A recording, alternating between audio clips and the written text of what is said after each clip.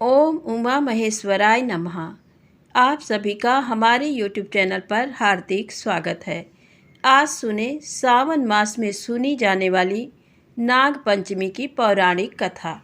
यदि आपको कथा अच्छी लगे तो प्लीज़ लाइक अवश्य करिए, चैनल को सब्सक्राइब करिए। तो आइए कथा को शुरू करते हैं। प्रेम से बोले शंकर भगवान की जय हो। एक राजा था, उसके कोई संतान न थी। राजा बड़ा दुखी रहता था। उसे हमेशा चिंता लगी रहती कि मेरे बाद राजकाज कौन संभालेगा, क्या मेरा वंश समाप्त हो जाएगा। किसी पंडित ने बताया कि नाग देवता की पूजा किया करो, अगर वह प्रसन्न हो गए तो अवश्य संतान देंगे। राजा ने पूजा शुरू कर दी। बहुत दिनों की पूजा के बाद नाग देवता प्रसन्न हुए। उन्होंने राजा से कहा, राजन वर मांगो। राजा ने पुत्र की कामना प्रकट की। नाग ने घर आकर अपने पुत्र से कहा कि राजा के यहाँ चले जाओ। पुत्र मान गया। राजा के यहाँ होते होते 9 महीने के बाद पुत्र हुआ। बड़ा उत्सव मनाया गया। धीरे धीरे पुत्र बड़ा होने लगा। उसकी पढ़ाई लिखाई का प्रबंध हुआ। बड़े होने पर एक दिन राजा ने शुभ मुहूर्त में राजकुमार का विवाह कर दिया। राजा ने जब समझ लिया कि पुत्र सब प्रकार से योग्य हो गया है तो उसे राज्य सौंप दिया और आप राजकाज से मुक्ति पाकर भजन पूजन करने लगा। राजकुमार भी राजा बनकर राज्य करने लगा। इसी प्रकार सुख से दिन बीत रहे थे।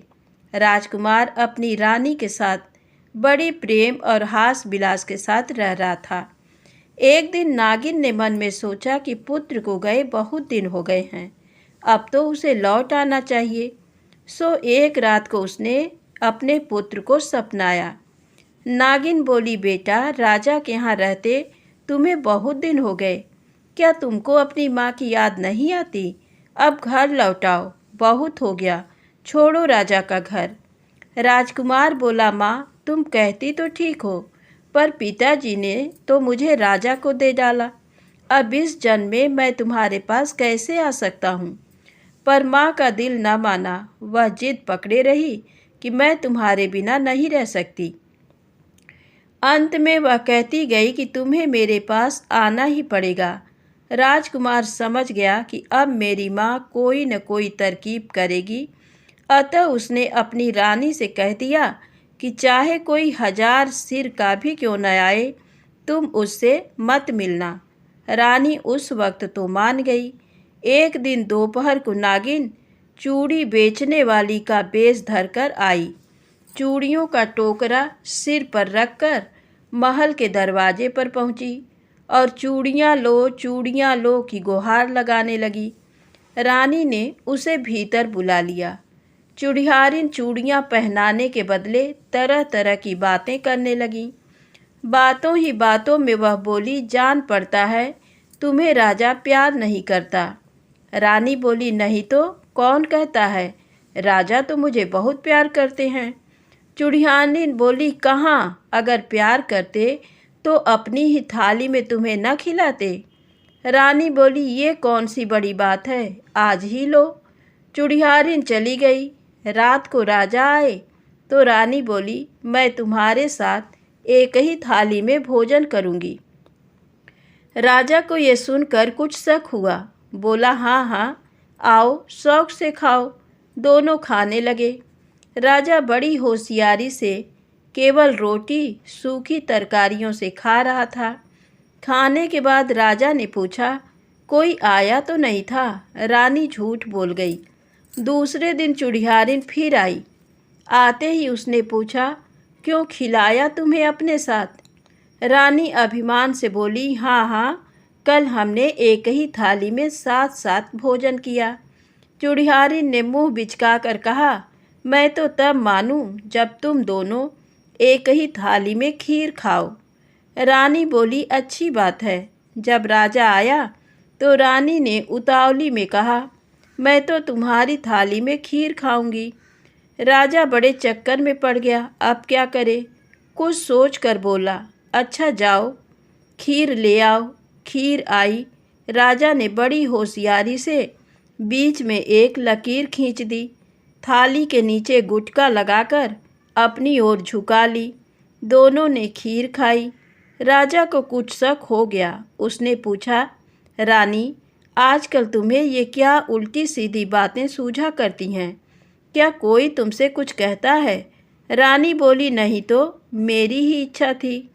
चुड़ियारिन फिर दूसरे दिन आई। आते ही उसने पूछा, राजा के साथ खीर खाई? रानी ने बड़ी तपाक से उत्तर दिया, हाँ खाई, क्यों नहीं। चुड़ियारिन को विश्वास न हुआ, पर समझ गई कि राजा फिर कोई चाल खेल गया। खैर जाएगा कहाँ। उसने रानी से कहा, आज तुम राजा का जूठा पानी पीना, देखो राजा क्या कहता है। वह कभी नहीं पिलाएगा। रानी बोली, भला तुम्हारी सब बातें झूठी हैं। रात को राजा जब खाना खाकर पानी पीने लगा तो रानी ने कहा, मैं तुम्हारा जूठा पानी पीऊँगी। राजा झल्ला कर बोला, आजकल तुम क्या बच्चों की सी बातें किया करती हो। पर रानी न मानी। विवश हो राजा ने कहा, गिलास ले आओ। रानी पानी भरकर गिलास ले आई। राजा इधर उधर की बातें करता रहा और मौका पाकर थोड़ा सा पानी खिड़की के बाहर फेंक दिया और बोला, लो पियो पानी। रानी ने पानी पी लिया। चुड़ियारिन का ये दांव भी खाली गया, पर वह हिम्मत हारने वाली न थी। उसने पूछा, क्या राजा ने तुम्हें कभी जूठा पान खिलाया है? आज मांगना, वह जूठा पान नहीं देगा। रानी ने कहा, इसमें कौन सी बड़ी बात है। रात को रानी ने राजा से जूठा पान मांगा। राजा समझ गया कि संकट अब आकर ही रहेगा, फिर भी बोला, अच्छा लाओ पान। पान आया और राजा ने बातों ही बातों में पान को हथेली से मसलकर आधा पान स्वयं खा लिया और आधा पान रानी को दे दिया। रानी संतुष्ट हो गई। चुड़ियारिन अपनी चाल में बराबर हारती गई। अब वह खुले रूप में मामले का फैसला कर डालना चाहती थी। उसने कहा, रानी, आज तुम राजा से पूछना तुम्हारी जाति क्या है। रानी बोली, क्या वह किसी और जाति के हैं? वह बोली, हाँ, इसमें बड़ा रहस्य है। उनकी जाति कुछ और ही है। चाहे जितना बहलाएं तुम मानना मत। रानी बोली, अच्छा। रात में राजा के आने पर रानी ने पूछा, राजा, तुम्हारी जाति क्या है? राजा सन्नाटे में आ गया, पर घबराया नहीं। बोला, क्यों, दिखाई नहीं देता तुम्हें? मनुष्य की जात है मेरी। रानी बोली, नहीं, तुम छिपा रहे हो। तुम्हारी ये जाति नहीं है। अपनी सच्ची जाति बताओ। राजा ने पूछा, रानी, क्या तुम्हें किसी ने बहकाया है? रानी बोली, नहीं, पर अपनी जाति बताओ। राजा ने कहा, क्या तुम्हें विश्वास नहीं है? मैं तो राजवंश में पैदा हुआ क्षत्रिय हूँ। रानी बोली, नहीं, अपनी असली जाति बताओ। राजा ने बहुत समझाया, पर रानी ने हठ न छोड़ा। अंत में राजा विवश होकर बोला, सुबह बताऊंगा। सुबह होते ही रानी ने फिर पूछना शुरू कर दिया, राजा, अपनी जाति बताओ। राजा बोला, जाति पूछ पछतई हो रानी। रानी बोली, नहीं राजा, जाति बताओ। राजा फिर बोला, जाति पूछ पछतई हो रानी। रानी ने हठ ठान ली, नहीं राजा, जाति बताओ। राजा ने कहा, अच्छा चलो बाहर। नहीं मानती तो बताता हूँ। दोनों एक तालाब के किनारे आए। राजा ने कहा, रानी, अब भी मौका है, मान जाओ।